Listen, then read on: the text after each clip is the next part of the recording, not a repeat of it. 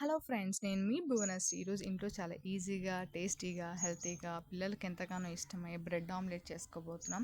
మనందరికి తెలిసిందే, పిల్లలకి బాయిల్డ్ ఎగ్ ఇచ్చామంటే మేము తినము, మాకు వద్దు అంటారు.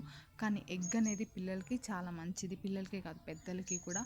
ఒక ఎగ్లో మనకు 5 గ్రామ్స్ ఆఫ్ ప్రోటీన్ ఉంటుంది. డాక్టర్స్ రోజు చెప్తారు మార్నింగ్ బ్రేక్ఫాస్ట్లో 2 ఎగ్స్ తీసుకోండి అని. కానీ పిల్లలకి ఇస్తే తినరు కదా, వాళ్ళకి నచ్చే విధంగా టేస్టీగా మనం ఇప్పుడు బ్రెడ్ ఆమ్లెట్ చేసుకోబోతున్నాం. నేనైతే 4 ఎగ్స్ తీసుకుంటున్నాను. దీంట్లో మీడియం సైజులో ఉన్న 2 ఆనియన్స్ చిన్న చిన్న ముక్కలుగా కట్ చేసి యాడ్ చేస్తున్నాను.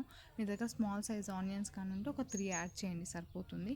సో ఈ ఆనియన్స్ని చిన్న చిన్నగా ముక్కలుగా కట్ చేసుకుని దీంతో వేసిన తర్వాత టేస్ట్ తగ్గట్టు కొంచెం సాల్ట్, ఇంకా పెప్పర్ పౌడర్ యాడ్ చేసుకోవడం వల్ల ఎగ్లో ఎల్లో పార్ట్లో కొంచెం నీచు వాసన అంటారు, అది ఉంటుంది. ఈ పెప్పర్ పౌడర్ యాడ్ చేసుకోవడం వల్ల నీచు వాసన తగ్గి ఫ్లేవర్ని పెంచుతుంది అనమాట.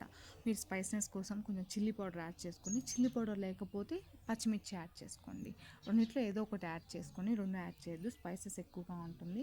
బ్రెడ్ ఆమ్లెట్లో స్పైసెస్ మినిమంగా ఉంటే టేస్ట్ చాలా బాగుంటుంది. సో ఇప్పుడైతే ప్యాన్ తీసుకొని దాంట్లో 2 table spoons of ghee add చేస్తున్నాను. మీరు గీ అన్న యాడ్ చేయండి, లేదా బటర్ అన్న యాడ్ చేయండి, లేదా ఆయిల్ అన్న యాడ్ చేయండి. కానీ గీ అనేది హెల్త్కి చాలా మంచిది. మనం తినే ఫుడ్లో రోజు ఒక 2 table spoons of ghee add చేసుకోవడం వల్ల ఫేస్లో గ్లో ఉంటుంది, హెల్త్కి చాలా మంచిది. సో నేనైతే ముందుగా తీసుకున్న బ్రెడ్ పార్ట్ని తీసుకుని దాంతో ఆమ్లెట్ వేసుకుంటున్నాను. అంటే మనం ముందుగా కలిపి పెట్టుకున్న ఎగ్ పార్ట్ని మొత్తం దీంతో యాడ్ చేస్తున్నాను అనమాట. నేనైతే కొంచెం ఫ్లేవర్ కోసం చీజ్ని యాడ్ చేస్తున్నాను. మీ దగ్గర బ్లాక్ ఏదన్నా ఉంటే చీజ్ని బాగా తురిమి వేసుకొని, నా దగ్గర అయితే స్లైస్ ఉంది కాబట్టి నేను స్లైస్ని ప్లేస్ చేస్తున్నాను. మీకు చీజ్ వద్దు అంటే స్కిప్ చేసేయండి. చీజ్ లేకపోయినా కూడా టేస్ట్ చాలా బాగుంటుంది.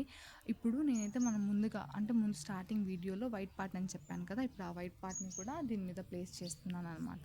ఇలా ఒక 2 మినిట్స్ అలా వదిలేయడం వల్ల చీజ్ బాగా మెల్ట్ అవుతుంది, ఎగ్ అనేది బాగా బాయిల్ అవుతుంది, టేస్ట్ అనేది చాలా బాగుంటుంది.